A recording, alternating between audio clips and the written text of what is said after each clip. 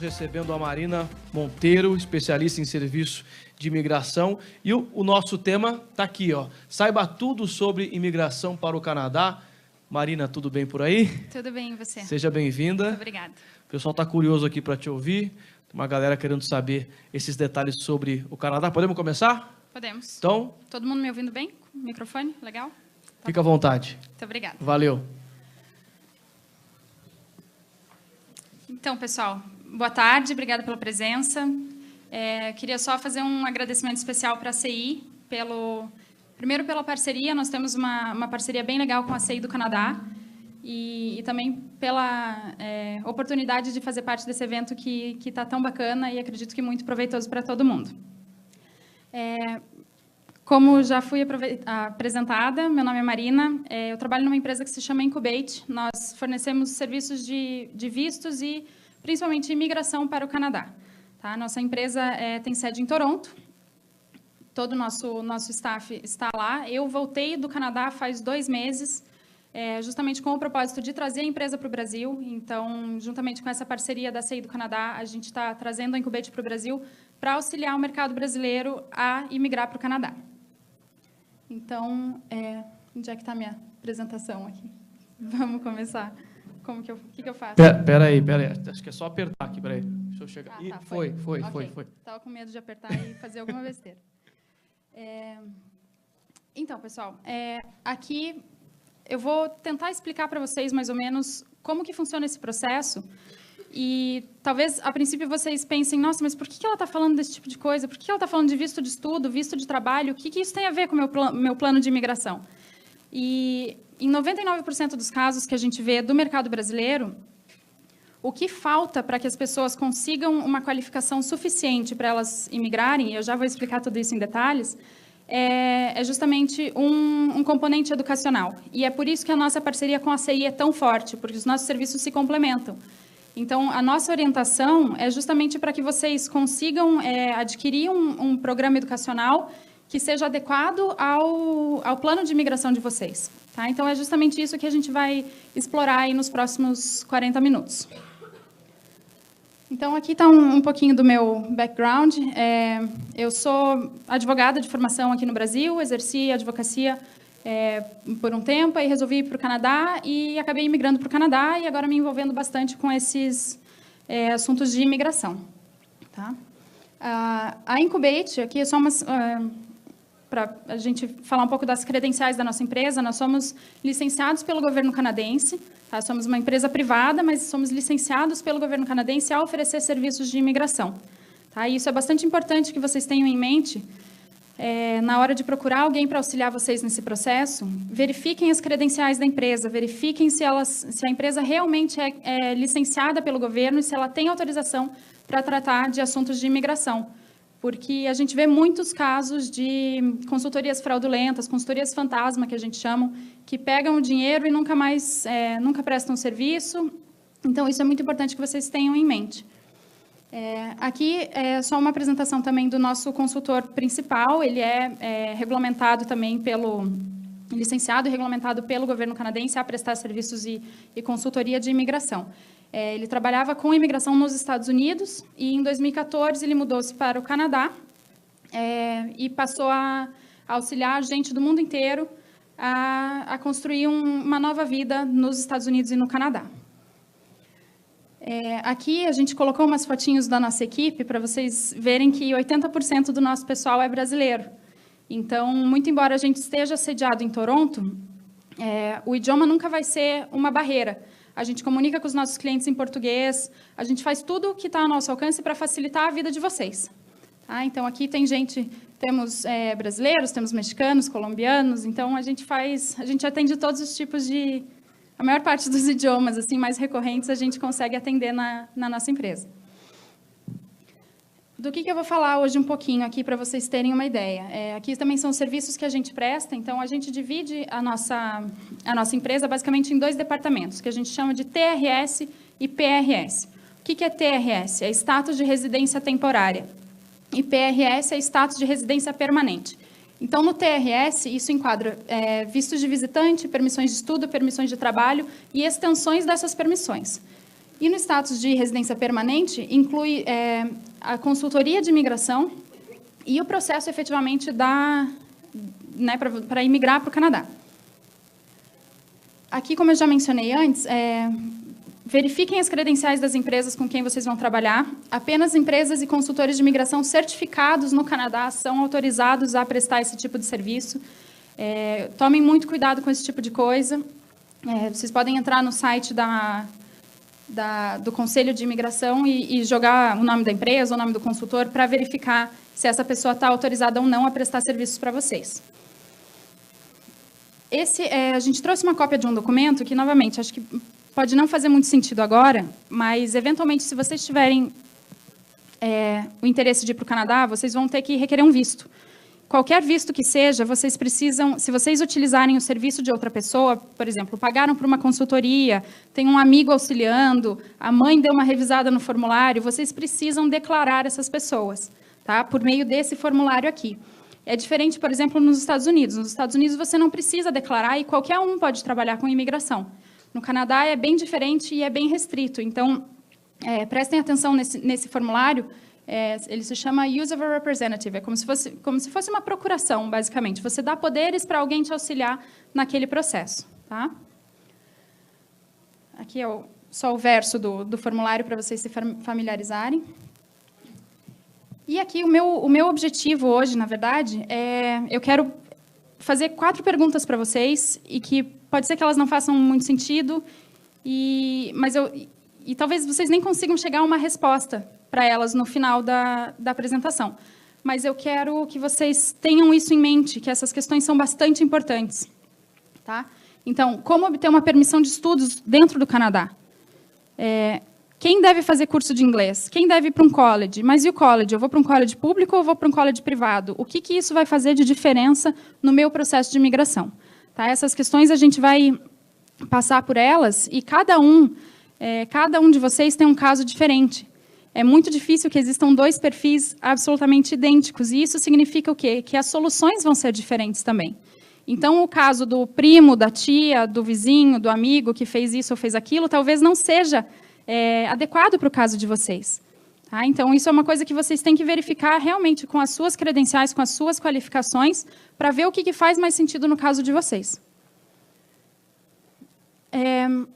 A gente vai passar brevemente por esses tópicos assim, de visto de estudo, visto de visitante e tudo mais, para que vocês entendam a influência disso num processo de imigração. A parte 1, então, status de residência temporária. Começando a entender as coisas. Por que eu disse isso? Porque, como eu mencionei no início da nossa conversa, 90% dos casos vai exigir um programa educacional ou um tempo de experiência de trabalho no Canadá. E tudo isso precisa ser planejado com antecedência. Tá? A gente sempre recomenda que seja feita uma avaliação ou, pelo menos, um planejamento mesmo, para ver o que faz mais sentido para vocês e qual vai ser o caminho mais fácil e menos custoso para vocês conseguirem emigrar para o Canadá. Aqui é uma anedota que a gente sempre utiliza, a evolução de um canadense, a evolução de um estudante estrangeiro no Canadá para se tornar um canadense. Então, primeiro você vai com visto de visitante, como turista, aí depois você obtém uma permissão de estudos, um visto de estudos, depois você consegue uma permissão de trabalho, aí você consegue imigrar, você vira residente permanente. A residência permanente é exatamente o status de imigrante. Tá? E aí, finalmente, você consegue o passaporte canadense e a cidadania.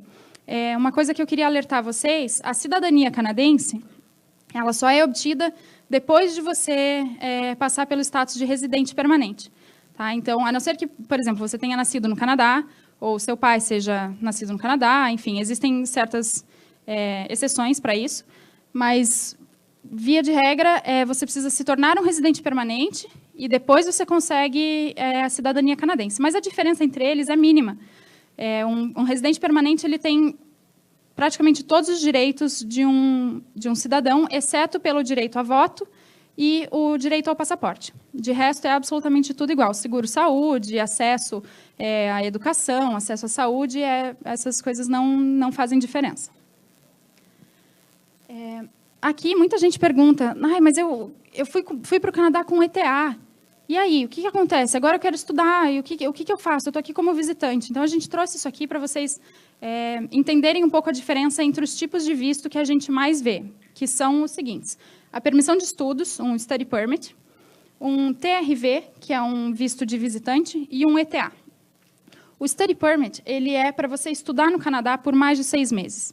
Tá? Então, você quer fazer um college, ou você quer estudar inglês, mesmo que seja por mais de 6 meses, você vai precisar de um Study Permit.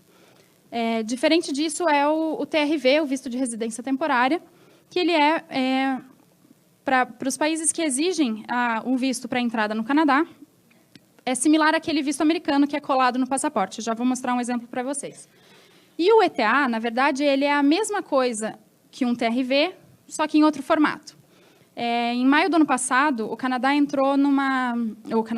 Brasil entrou numa lista, num projeto piloto, junto com mais alguns países, para isenção de visto. Então, eles falaram, o brasileiro não precisa mais de visto para o Canadá. Se você tem um visto americano válido, ou se você teve, nos últimos 10 anos, um visto canadense, você não precisa de um visto novo, um novo visto canadense. Você pode só ter um ETA, que é uma autorização eletrônica. Então, você entra no site da imigração, faz seu cadastro, põe o número do passaporte, ele tem um custo de $7, e aí ele é válido por 5 anos ou pela data de expiração do seu passaporte, o que acontecer antes, né?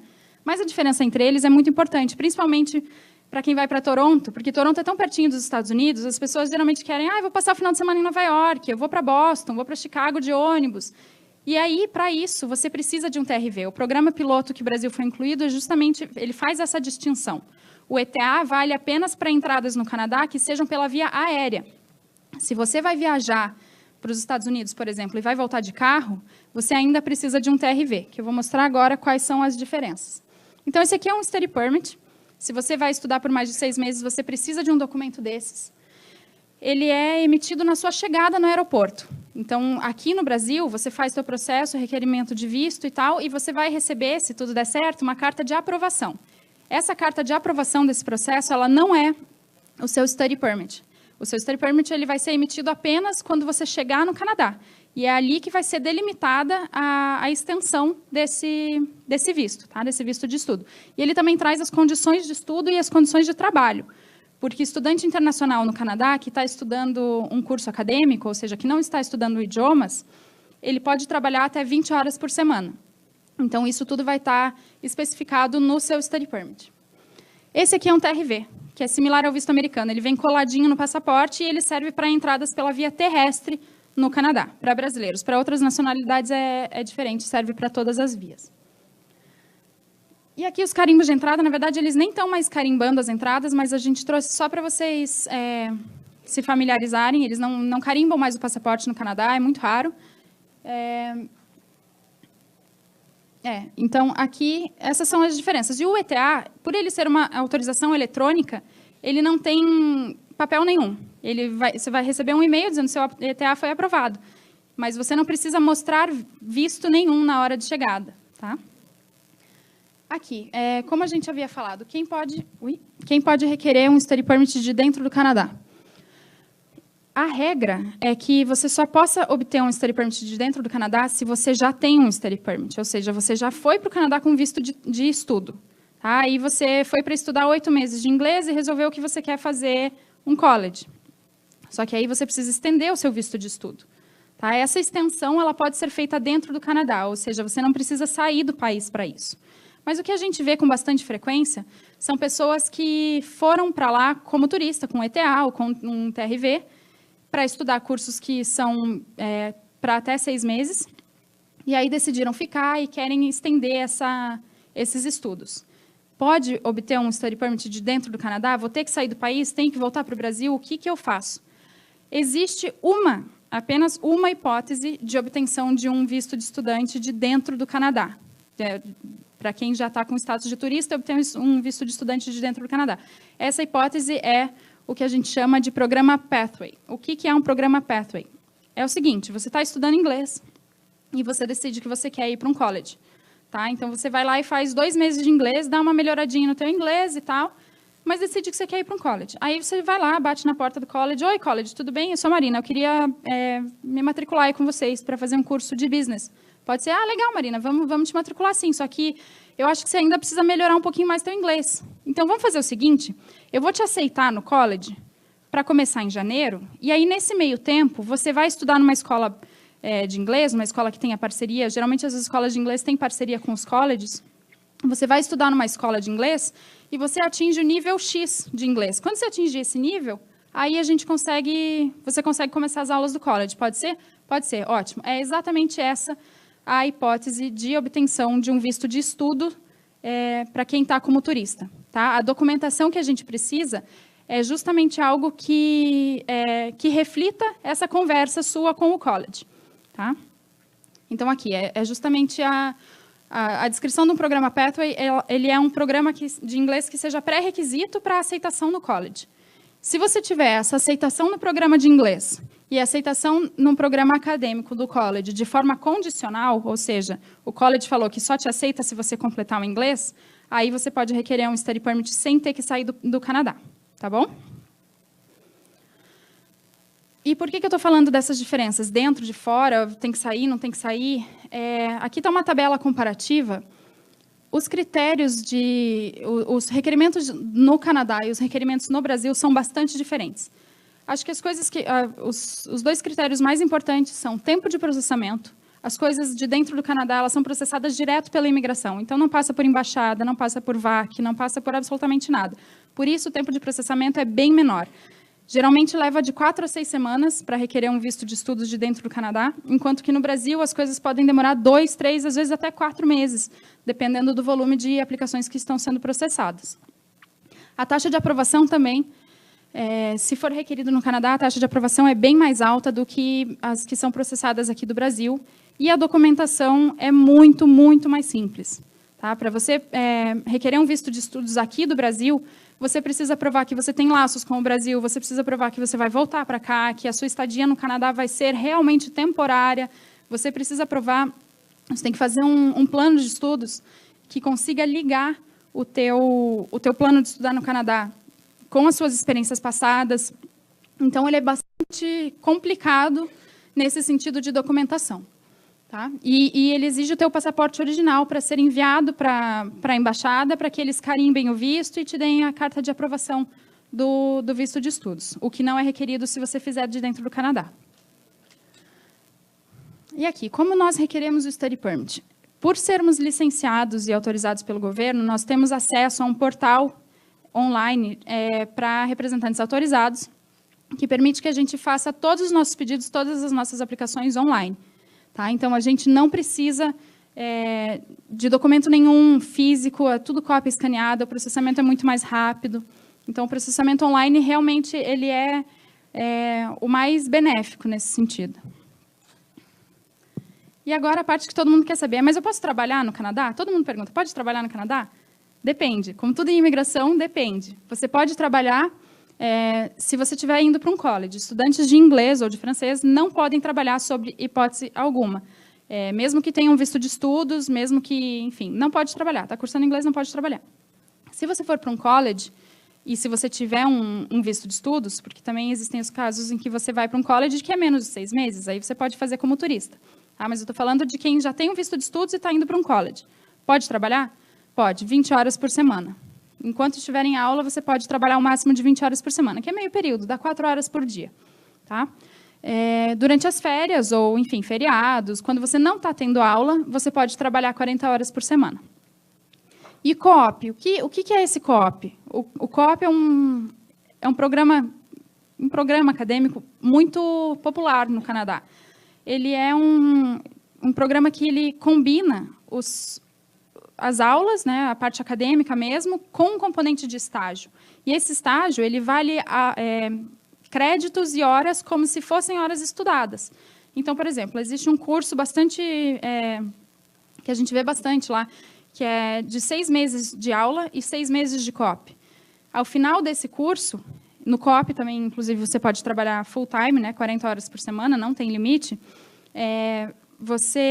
No final desse curso, então, 6 meses acadêmicos, 6 meses de co-op, ao final disso tudo, você consegue o diploma de um curso de 1 ano, como se você tivesse estudado realmente por 1 ano, mas, na verdade, você trabalhou por 6 meses, o que é muito legal por 2 motivos. Primeiro, dá para fazer uma grana, dá para guardar uma grana. E segundo, você consegue se inserir no mercado de trabalho. Isso é bastante importante para questões de imigração. Muito embora a experiência de trabalho que você obtenha no co-op ou mesmo nas 20 horas por semana dos estudos, isso não vale para a imigração. Mas conta muito de uma perspectiva de, vamos dizer, você termina seu curso e você consegue aplicar para a residência permanente, você já fez o teu nome na empresa, você já fez o teu nome no mercado, você já se fez conhecer por ali. O co-op é um componente bem interessante desses cursos. Outra possibilidade de obtenção de um visto de trabalho no Canadá é o que a gente chama de Canadian Experience Class. O CEC ele é um programa de imigração de ordem federal, em que você pode requerer sua residência permanente com base na sua experiência de trabalho obtida no Canadá. E como obter essa experiência de trabalho? Primeiro, é um Post-Graduation Work Permit. A gente vai passar um por um nos próximos slides, tá? A outra é uma permissão de trabalho aberta para cônjuges ou quem está em união estável, não precisa necessariamente ser casado no papel. E o International Experience Canada, que é o famoso Working Holiday. Aqui, o Post-Graduation Work Permit, todo mundo fala, mas eu tenho um amigo que foi para uma faculdade privada e conseguiu um PGWP. Existe, mas a regra é apenas para faculdades públicas, tá? Para colleges públicos. Ou seja, se você foi para um college público de 8 meses de duração o curso ou mais, você tem direito a requerer um visto de trabalho que seja correspondente. A duração do seu visto de trabalho vai ser a mesma da duração dos seus estudos. Tá? Esse visto de trabalho ele vai ser limitado a 3 anos. Então, por exemplo, se você fez um bacharelado de 4 anos, o seu visto de trabalho vai ser limitado a 3. Tá? Tem alguns requerimentos ali de prazo e tudo mais, questões documentais. E, como eu falei, é para faculdades públicas, tá? Colleges públicos, isso. Existem casos em que os officers que analisaram o pedido foram um pouco mais flexíveis, um pouco mais lenientes e autorizaram que alguém que tenha ido para um college privado obtenha um PGWP. Mas, pela nossa experiência, a partir de agosto, setembro do ano passado, eles começaram a ficar bem rígidos com isso, sabe? Então, a gente sempre recomenda, se você precisa ou se você quer um visto de trabalho no Canadá, não vá para um college privado. Procure um college público que é mais garantido. Aí você vai estar cumprindo exatamente o que diz a lei e vai conseguir muito provavelmente, vai conseguir o seu visto de trabalho. A outra opção é o Open Work Permit. Então, é uma permissão de trabalho aberta para cônjuges e parceiros em união estável. E por que isso é muito interessante para quem é casado ou em união estável? Porque, vamos dizer que tem um casal, a esposa quer estudar, o marido vai falar, mas o que eu vou fazer no Canadá? Você pode trabalhar. Enquanto um estuda, o outro pode trabalhar. Desde que quem está estudando também esteja indo para um college público. É a mesma regulamentação do PGWP e do Open Work Permit. Tá? Novamente, a esposa do meu primo conseguiu. Tudo bem, mas a regra não é essa. E a gente sempre recomenda o que tá na lei, porque não dá para a gente ficar esperando ou aguardando a boa vontade do officer num caso que ele possa julgar de forma diferente. Então, aqui a gente fez uma tabelinha que é bastante interessante para quem é casado e está pensando em imigrar. Vamos dizer, o requerente principal ali, o aluno, ele pode estar estudando com o Study Permit num college público e o cônjuge vai estar trabalhando. No segundo ano, se vocês lembram do slide anterior, quem foi para um college público consegue um PGWP. Então, o segundo ano, a pessoa que foi para o college consegue um visto de trabalho e o cônjuge também consegue estender a sua permissão de trabalho. Então, o cônjuge, aqui no caso, ele trabalharia por 2 anos, o que, em muitos casos, já é suficiente para requerer a imigração. Então, esse é um planejamento bastante interessante. Mas aí vem a pergunta, quem deve estudar e quem deve trabalhar? Isso tudo é bastante pessoal e varia de caso para caso e vários fatores que têm que ser analisados, como nível de inglês, escolaridade do Brasil. Se vocês têm um plano de imigrar, essa análise tem que ser feita com bastante cautela. Tá? E o International Experience Canada, que é o Working Holiday que a gente tinha falado. Na verdade, existem 3 programas dentro do IEC, o Working Holiday, o Young Professionals e o International Co-op. O Working Holiday, ele autoriza que você consiga um visto de trabalho aberto para qualquer empregador por 1 a 2 anos. Quem que pode requerer isso? Existem 34 países que estão numa lista de países que têm acordos bilaterais com o Canadá e que fomentam esse processo de troca e de intercâmbio entre nacionais daquele país. Infelizmente, o Brasil não está nessa lista. E aí vocês vão perguntar, mas eu tenho passaporte italiano, eu tenho passaporte português, e aí, posso pedir, posso entrar? A gente não recomenda que faça isso, porque um dos principais requerimentos é que você demonstre a sua residência naquele país. Então, não basta você ter um passaporte europeu, por exemplo, você vai precisar mostrar que você mora na Itália, que você tem um endereço atual e permanente naquele país. Ah, mas então o Brasil está fora do Working Holiday? Não. Existe um outro programa, que é o Working Holiday, com base, na verdade, é o International Experience, com base no suporte de uma organização reconhecida. O que é isso? As RO, que a gente chama, são organizações que são também credenciadas e autorizadas pelo governo a oferecer cartas de suporte para esse programa. Tá? Então, pessoas, geralmente para nacionalidades que não estão enquadradas naquela lista. Então, existem ROs que fornecem cartas de suporte para brasileiros que querem um visto de trabalho. Tá? Geralmente, essas vagas são bastante limitadas. Inclusive, para esse ano, a gente até trabalha com o Working Holiday para brasileiros, mas esse ano não temos mais vagas. Talvez surjam mais vagas agora em setembro, mas também está tudo muito incerto, porque isso não depende da gente, depende do governo com a RO. Tá? E agora, status de residência permanente, imigração. Planejando o caminho a seguir. O que a gente vai ver nessa parte? Primeiro, o sistema Express Entry. O Express Entry, garanto que a maior parte de vocês já deve ter ouvido falar. O Express Entry, ele não é um programa, ele é um sistema. Então, ele é como se fosse um portal online para você requerer o seu pedido, fazer o seu pedido de imigração. Como que funcionava antes? Em 2015, o sistema o sistema de imigração como um todo sofreu remodelou completamente. Antes era basicamente uma fila, você fazia seu pedido, protocolava, atingia os requerimentos mínimos de cada fator, por exemplo, escolaridade, idioma e tudo mais, e você ficava lá 2, 3 anos na fila esperando que aquilo fosse processado. Uma hora ia sair, mas não se tinha muita previsão e nem muito critério nisso. A partir de 2015, o governo canadense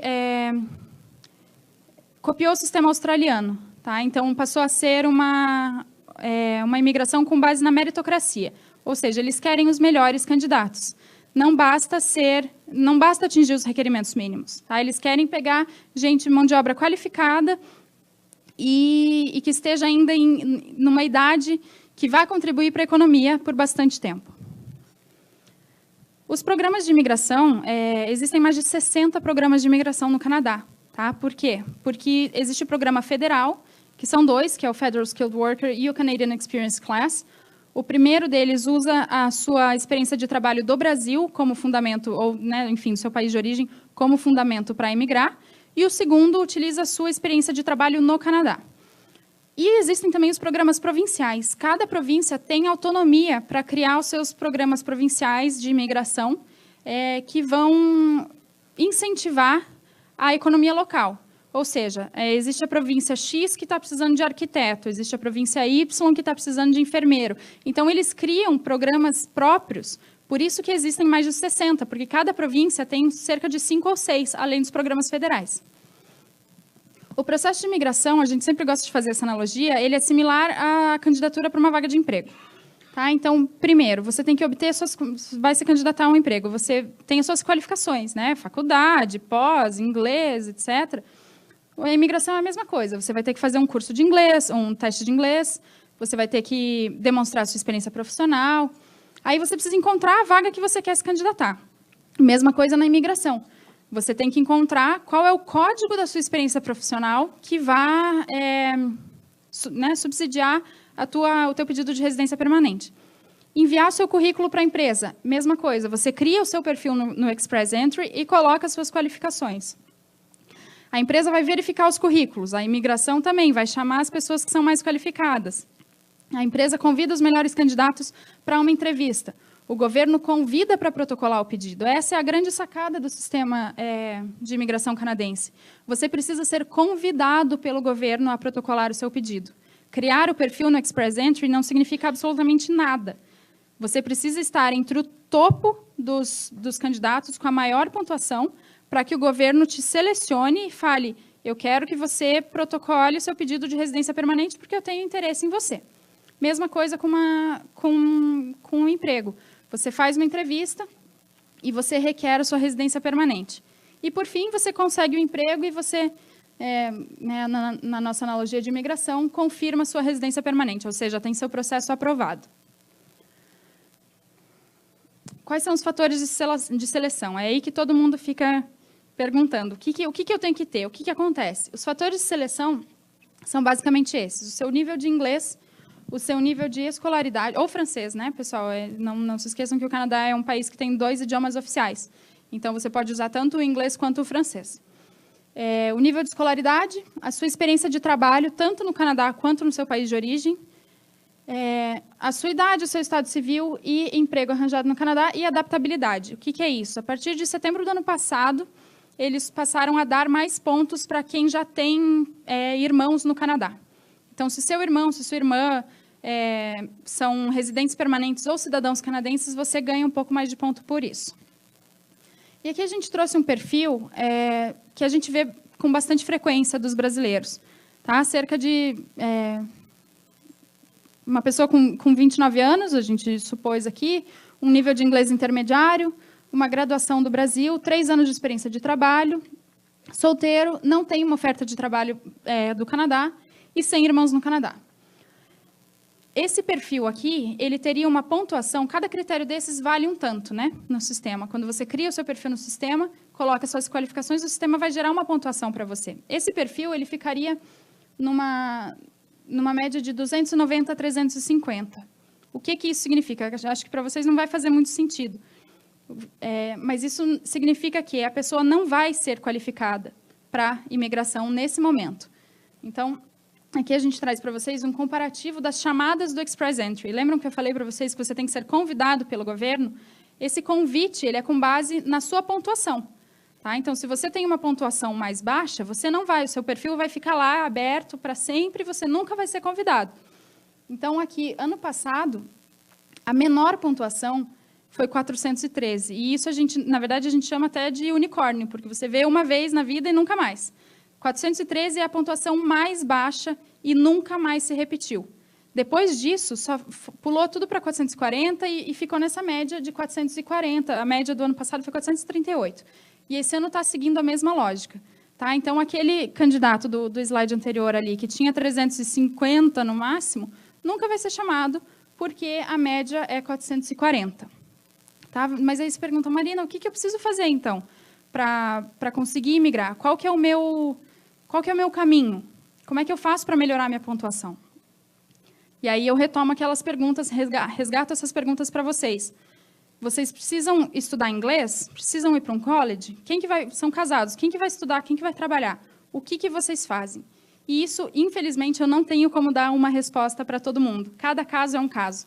E é por isso que a gente sempre recomenda fazer uma avaliação personalizada. Sabe? A gente analisa o perfil de cada um.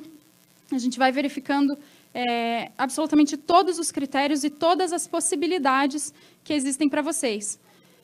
Como eu mencionei antes, existem mais de 60 programas, então é muito difícil a gente falar assim, de bate-pronto, com meia dúzia de informação que a gente troca aqui, se vocês são qualificados ou não. Eu imagino que seja até frustrante para vocês, que a gente fale, depende, tudo depende, mas eu não posso dar uma informação para vocês que talvez não seja adequada para o caso de vocês, entendeu? Então, a avaliação personalizada, a gente sempre recomenda que isso seja feito, até por uma questão de planejamento. A gente vê muitas famílias querendo ir para o Canadá, casal com filhos e tudo mais. É uma mudança de vida muito significativa e também muito cara. A gente entende que essa mudança de vida, um intercâmbio que seja, mesmo um processo de imigração, ele envolve muito custo, sabe? Então, quanto mais planejamento tiver, melhor. Vocês não vão ser pegos de surpresa com nenhuma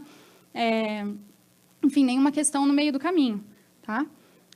A gente está oferecendo aqui na feira, especialmente para clientes CI, essa avaliação personalizada que está incluindo tudo isso. A gente faz um relatório dessa avaliação, a gente monta vários cenários para vocês, mostra todos os caminhos disponíveis, inclusive nos programas provinciais. A gente vai lá fuçar um por um para ver se tem algum que caiba no perfil de vocês.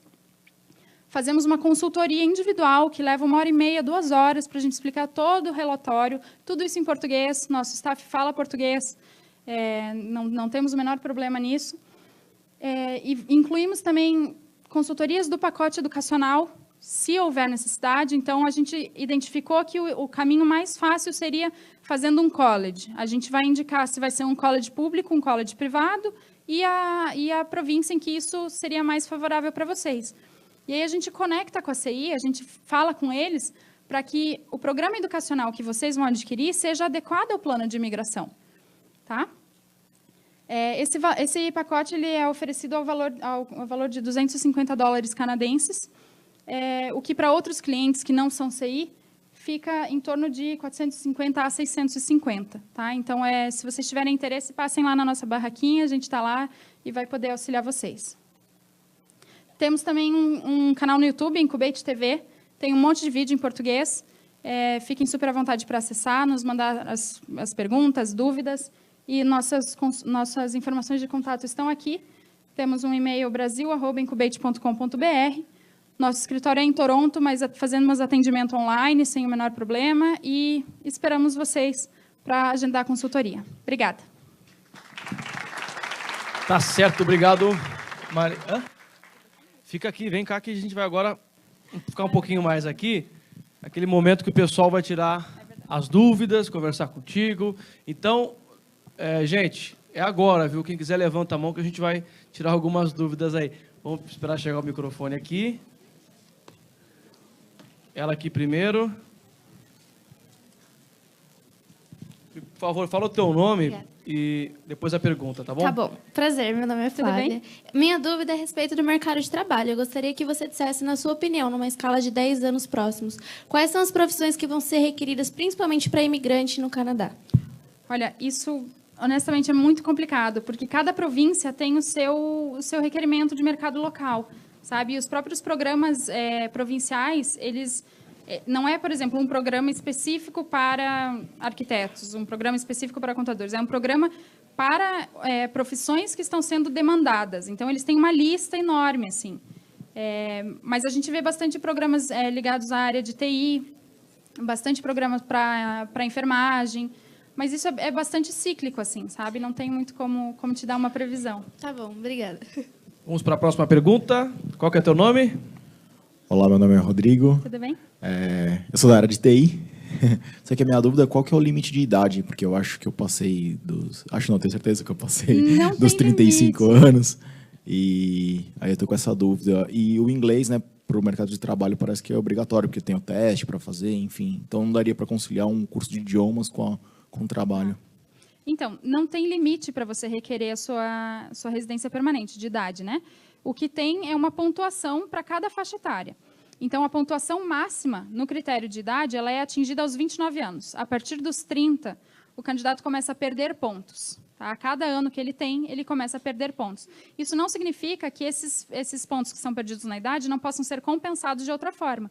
Tá? Então, pode compensar, eventualmente, com inglês avançado, pode compensar com experiência de trabalho no Canadá. Tudo isso vai depender de perfil para perfil. E quanto ao inglês, realmente, é bastante importante. Eles focam muito e eles até dão uma pontuação bônus para quem tem um inglês bastante avançado, porque o que se via antes era gente que imigrava sem ter proficiência no inglês e não se integrava na sociedade. Então, eles focam bastante nisso. Obrigado. Bom, a gente vai fazer a próxima pergunta aqui dela, mas antes tem uma pergunta também da internet, do pessoal que está assistindo a gente pelo canal da CI no YouTube, que é a seguinte: quantas vezes posso renovar o visto com o programa Trabalhar e Estudar? Quantas vezes pode renovar o visto? Se você tiver fundamento legítimo para renovar esse visto, não existe limite. Não existe limite. Não existe limite. Exceto nos casos de working holiday, daqueles que eu mencionei, que são para nacionalidade específica, aí eles têm um limite para o programa, geralmente é 1 ou 2 participações. Mas, por exemplo, você foi estudar inglês, aí você quer renovar para um college, depois você quer ir para a universidade, depois você quer voltar para o inglês, você pode renovar uma vez, pode renovar todas as vezes. Tá certo. Oi, meu nome é Andréia. É o seguinte, eu posso ir fazer um curso, na realidade não é o meu caso, tá? Estou falando no caso da minha filha. Ela pode fazer o college, tendo a opção de trabalhar lá. Só que eu já vi que só é aceito se a pessoa tem um inglês mais fluente e tal. Se ela quiser ir para lá, fazer uns 3 meses de curso de inglês, ela vai entrar com aquele visto, tendo, por exemplo, o visto dos Estados Unidos, entra como visto de turista. Chegando lá, ela fez esses 3 meses, melhorou o inglês. Ela pode, então, requerer o visto de lá de dentro para o college, que aí vocês dão toda a assessoria de lá, mesmo sendo em outra cidade? Sim. E aí é uma coisa um tanto mais fácil de conseguir, pelo que você falou?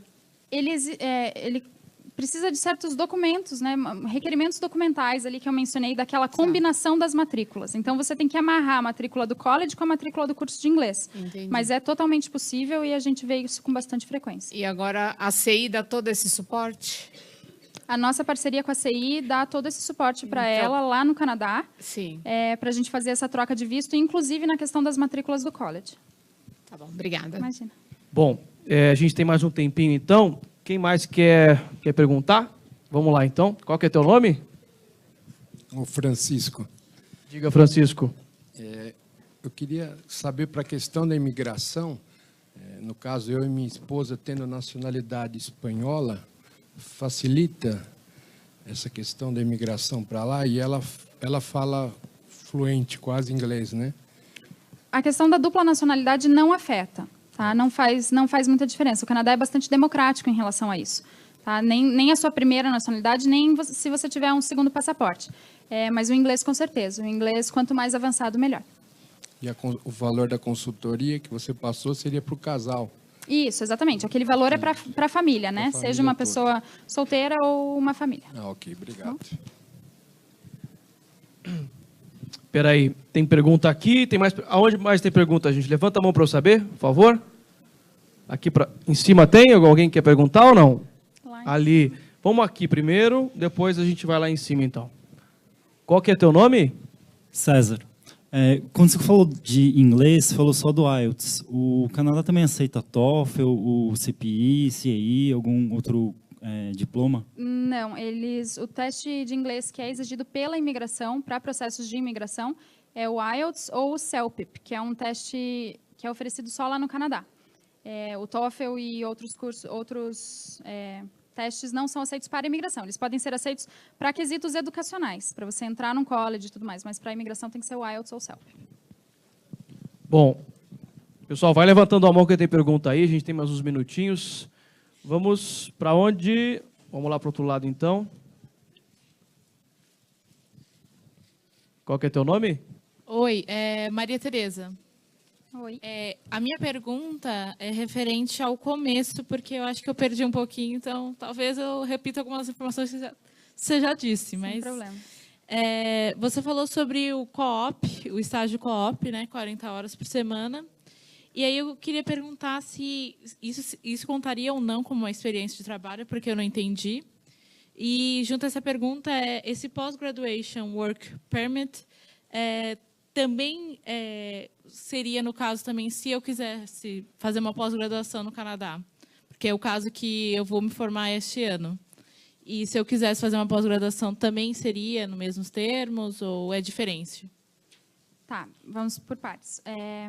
O co-op, você perguntou se ele vale como experiência? Isso, experiência de trabalho. Não vale, Ok. por quê? Porque o co-op, você até obtém um work permit para fazer o co-op, mas ele é um work permit que vai ser ligado ao seu study permit. Então, o seu status principal é de estudante.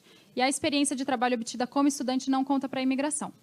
Tá? E na questão do Post-Graduation Work Permit, não entendi exatamente o que você quis dizer com... Não, se eu quisesse fazer o mestrado no Canadá. Tá, aham. Isso Se você conseguiria obter um PGWP mesmo fazendo um mestrado. sim. Sim. É o que eles chamam... Post-graduation, na verdade, depois da sua graduação de qualquer programa de nível superior. Tá? Certo. Mestrado, PhD, enfim. Entendi. Tem mais um tempinho para mais umas perguntas. Pessoal, levanta a mão quem quer perguntar. Tem alguém ainda? Vamos ver. Lá, tem lá e tem aqui na frente. Vamos primeiro lá em cima? Tá. Vamos lá em cima, depois a gente vem aqui na frente. Oi, boa tarde. Eu ainda não consegui formular minha pergunta direito, mas não sei se você vai entender, tá? Eu não entendi muito bem a diferença entre o que você falou de colégio público e privado. Quais programas cada um deles pode? E você disse que, no caso, o colégio público, você consegue depois a permanência para você trabalhar, mas o privado não. Eu não entendi muito bem essa parte. Isso, mas é exatamente isso. A regulamentação sobre o visto de trabalho, o PGWP, ele é válido apenas para colleges públicos.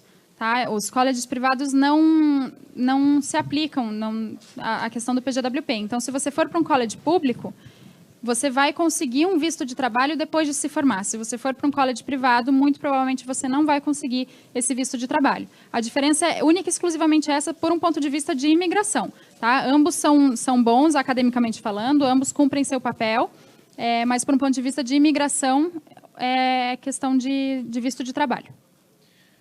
Vamos para mais uma pergunta, então, aqui, né? Você queria perguntar? Só um pouquinho, espera chegar o microfone. Qual que é teu nome? Regiane. Regiane, diga. Eu gostaria de saber se você tem uma tabela da pontuação para nos mostrar.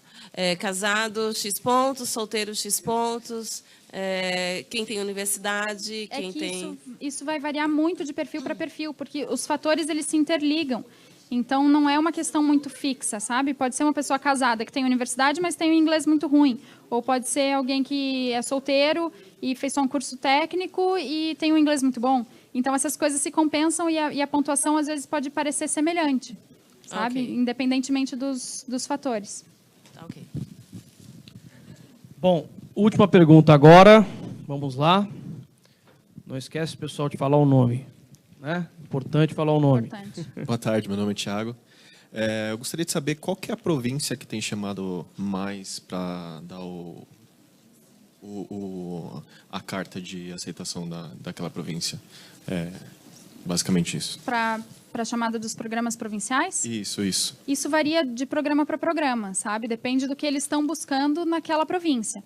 Então, depende muito do mercado local, do mercado de trabalho, da qualificação, o que está em falta ali para que eles chamem profissionais daquela área. Não tem uma regularidade, Não né? tem uma regularidade. Isso varia de acordo com a economia local, basicamente.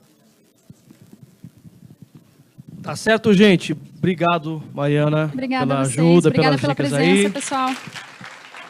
Valeu. E quero lembrar que daqui a pouco a gente vai ter a nossa última palestra, que na verdade vai ser bem bacana. Fiquem por aqui, porque vai ser uma batalha de destinos aqui. Vamos ter Irlanda, Canadá, Austrália, Nova Zelândia. O pessoal vai voltar aqui, o Ian, o Eduardo, a Anelita, a Malu, para conversar um pouco mais sobre tudo que a gente viu aqui, tirar mais umas dúvidas com vocês, tá bom? Lembrando também que existem outros tantos programas da ACI que pode ser interessante para vocês que estão aqui, o pessoal que está acompanhando pela internet também. A gente tem cursos no exterior,